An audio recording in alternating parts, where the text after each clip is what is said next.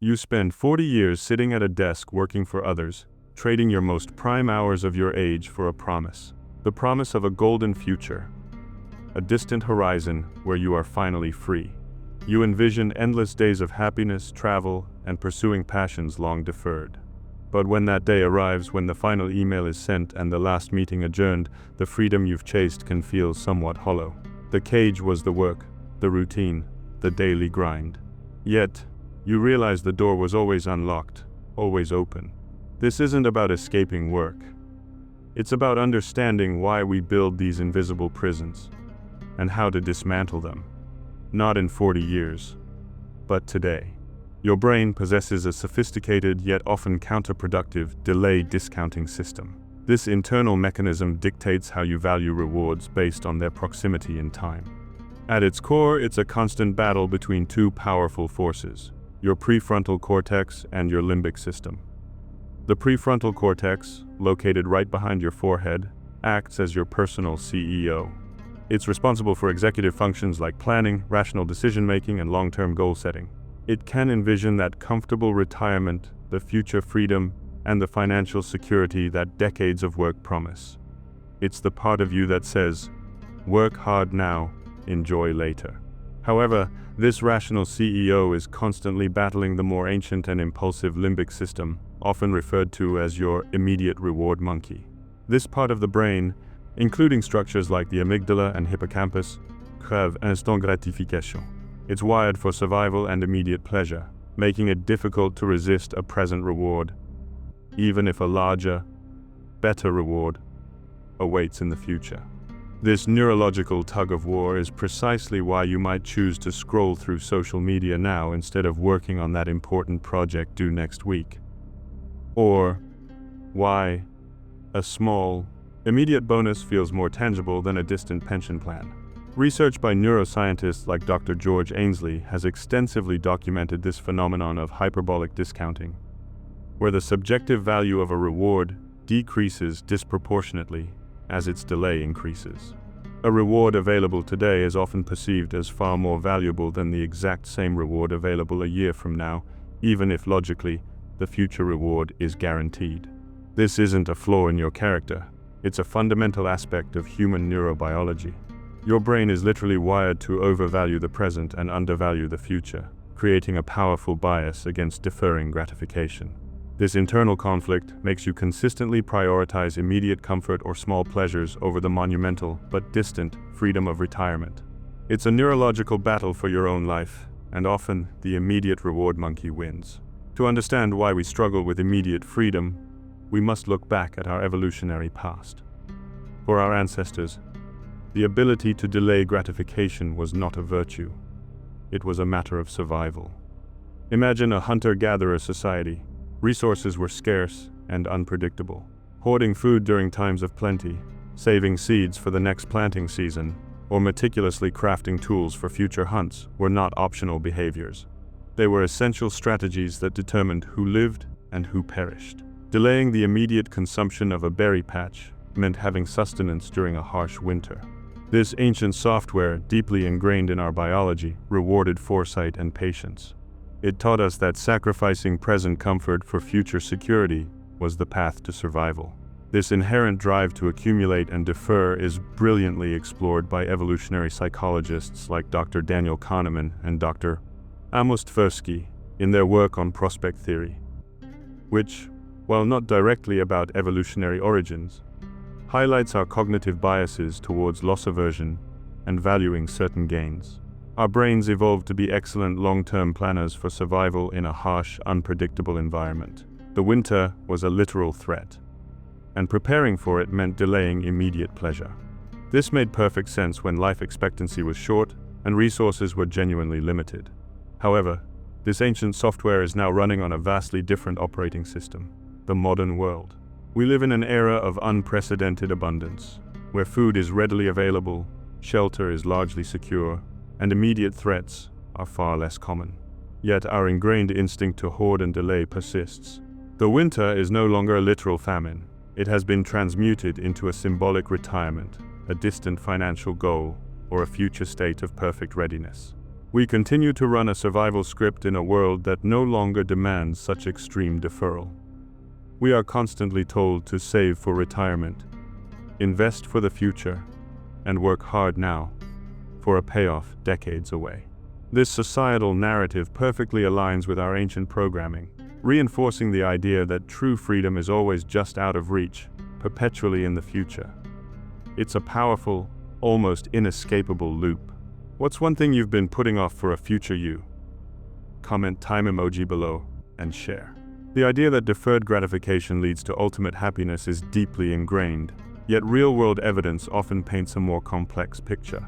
Consider the numerous studies on lottery winners. While a sudden influx of wealth promises ultimate freedom, research by Dr. Richard H. Smith and Dr.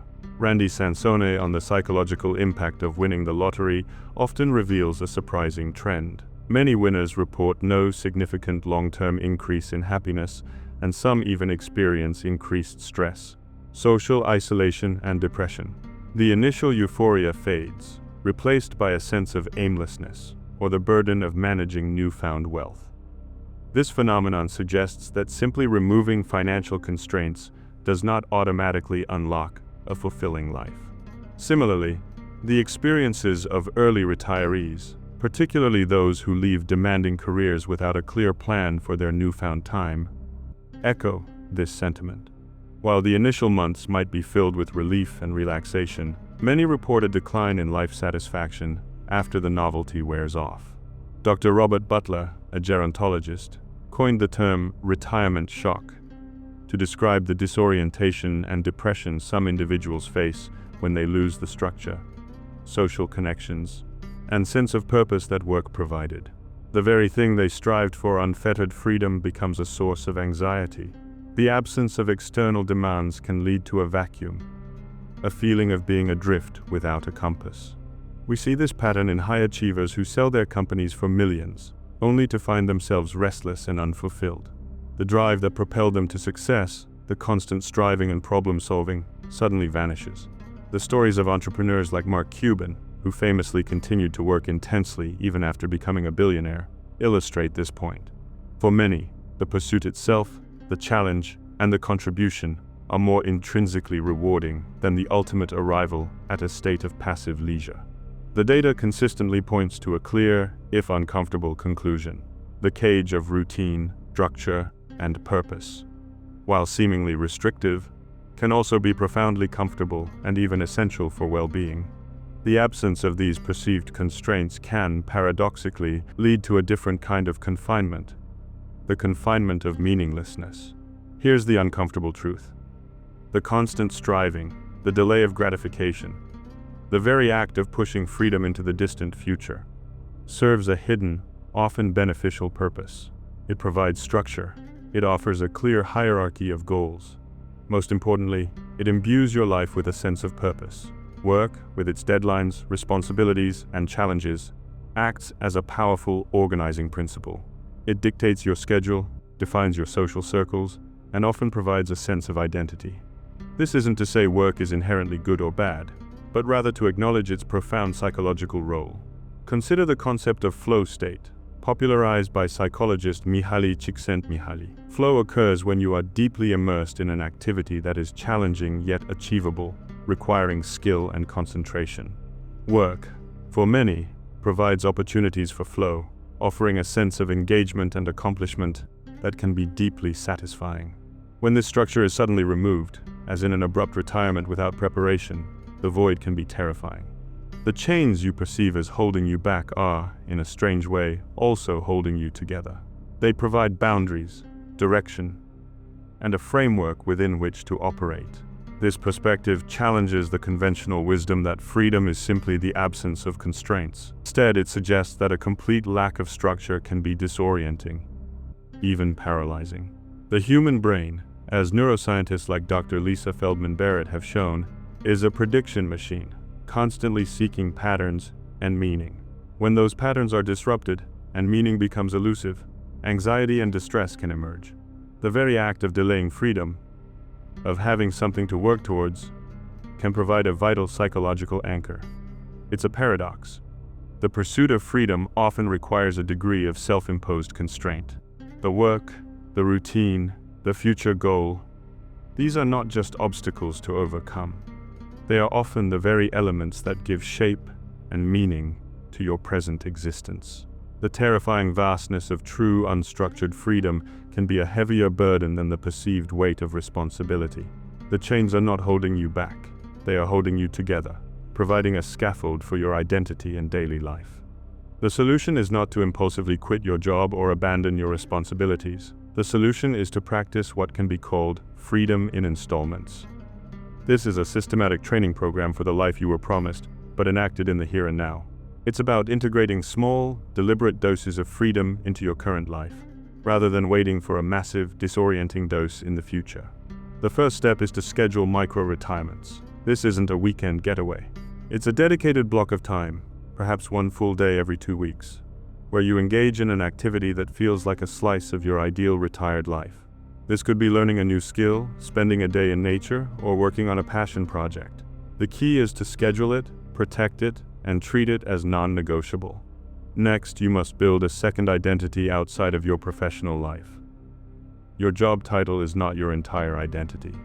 Actively cultivate roles and communities that are completely separate from your career. This could mean joining a sports league, volunteering for a cause you care about, or becoming a regular at a local club. This diversification of your identity provides resilience and a sense of self that is not dependent on your employment status. It's a concept that author and investor Nassim Nicholas Taleb might describe as making your sense of self more anti-fragile. When your identity is tied to multiple pillars, the collapse of one, like retirement, doesn't lead to a total collapse of self. Finally, you must systematically buy back your time. This involves a conscious and strategic use of money to free up your most valuable asset, your hours. This could be as simple as hiring a cleaning service, using grocery delivery, or paying for a tool that automates a tedious part of your work. Each hour you buy back is an hour you can reinvest into your micro-retirements or your second identity. This isn't about extravagant spending, it's about a mindset shift. You are not just earning money, you are earning time. This protocol is a gradual, deliberate process of becoming the person you want to be in retirement, long before you ever leave the workforce. What's one small way you could buy back an hour of your time this week? Comment with a bulb emoji and share your idea.